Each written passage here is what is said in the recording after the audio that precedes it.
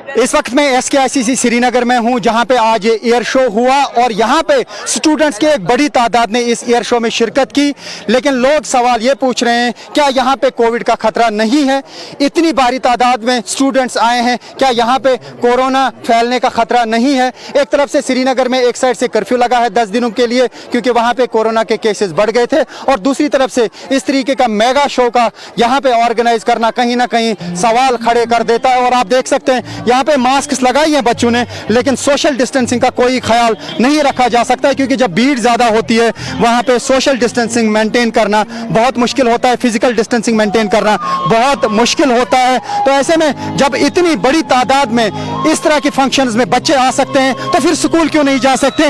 ये सवाल लगातार पूछ रहे हैं लोग। मैंने जो एयर शो लाइव किया तो उसमें यही सवाल अक्सर लोग पूछ रहे थे, क्या यहाँ पे कोरोना नहीं है? जब स्कूल बंद है तो यहाँ पे क्या कोरोना का खतरा नहीं है? तो ऐसे में सरकार को जवाब देना होगा। लेफ्टिनेंट गवर्नर मनोज सिन्हा ने इसका इनॉग्रेशन किया, वो यहाँ पे मौजूद थे, उन्होंने अपनी स्पीच की, और बच्चे जो है हर तरफ से इस वक्त घूम रहे हैं। आप देख सकते हैं विदाउट एनी केयर, कोई सोशल डिस्टेंसिंग का ख्याल नहीं रखा जाता है। तो जो डिप्टी कमिश्नर लगातार लोगों को वार्न कर रहे हैं, चेकिंग कर रहे हैं, एस्टेब्लिशमेंट सील कर रहे हैं, तो आज उनके पास कौन सा जवाब है, या आज कौन सा जवाब है ऐसी बड़ी फंक्शन ऑर्गेनाइज करने का? एयर शो किया जा सकता है, किया जा सकता था, लेकिन शायद बच्चों को रिस्ट्रिक्ट किया जा सकता था।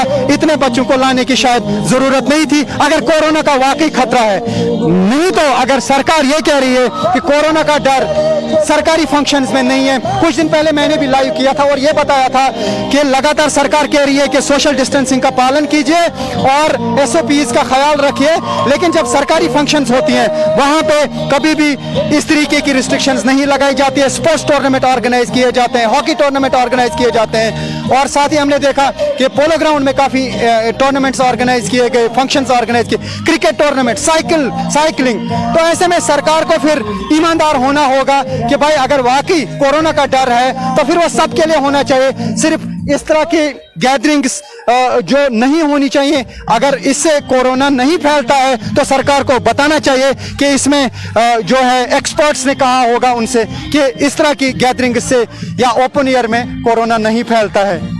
जब एक छोटे से रेस्टोरेंट को सील किया जा सकता है 20 लोगों की पार्टिसिपेशन पे, जहां शादी होती है वहां 25 लोगों को आना है, जहां किसी का जनाजा है वहां पे लोगों को रिस्ट्रिक्ट किया जाता है, तो ऐसी फंक्शंस पे क्या सवाल खड़े नहीं होंगे? ये एक बड़ा सवाल है।